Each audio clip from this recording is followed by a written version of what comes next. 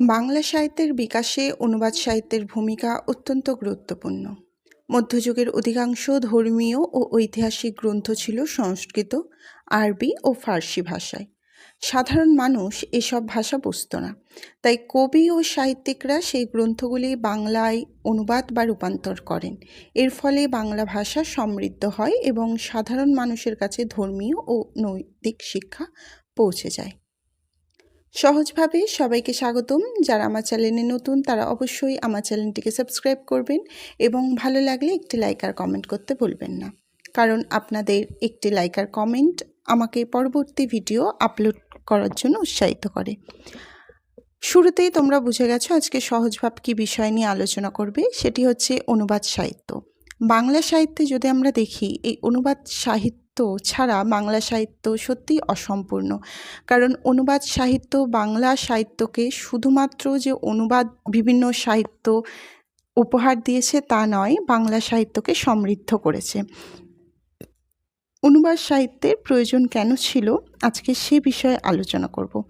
প্রথম কথা, খুব সহজভাবে বললে, কটা পয়েন্ট বললে তোমরা বুঝতে পারবো অনুবাদ সাহিত্য কেন প্রয়োজন ছিল। কিন্তু এর পিছনে শুধুমাত্র যে এই কটা কারণই যথেষ্ট তা কিন্তু নয়, এর পিছনে আরও গুরুত্বপূর্ণ কিছু কারণ ছিল, সেগুলি আমরা ভিডিওর শেষে আলোচনা করব। তাহলে খুব সহজ ভাষায় বলি, অনুবাদ সাহিত্যের প্রয়োজন কেন ছিল।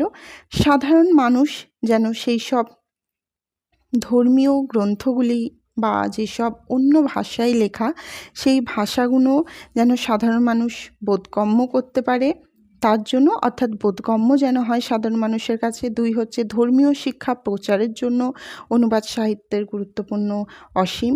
বাংলা ভাষাকে সমৃদ্ধ করার জন্য, যেটা আমি প্রথমেই বললাম। আর তার পরের পয়েন্ট যদি আমরা দেখি, বিভিন্ন সংস্কৃতির মধ্যে যোগাযোগ গড়ে তোলার জন্য কিন্তু অনুবাদ সাহিত্যের ভূমিকা অত্যন্ত গুরুত্বপূর্ণ।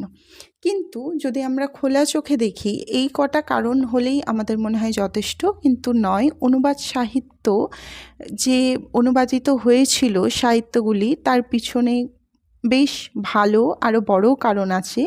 সেগুলি হলো অর্থাৎ আমরা যদি ভাবি যে হঠাৎ কেন অনুবাদ হলো, ধর্মীয় গ্রন্থ অনুবাদ কেন হলো, যেগুলো আমি বললাম হয়তো এগুলো আপেক্ষিক অর্থে দেখলে মনে হবে ঠিকই আছে, কিন্তু আমরা যদি পুরনো পৌরাণিক দিনকে যদি আমরা দেখি বা খুব পুরনো ইতিহাস দেখি, সেখানে কিন্তু একটা উচ্চবর্ণ নিম্নবর্ণের মধ্যে কিন্তু আকাশ পাতাল তফাৎ ছিল।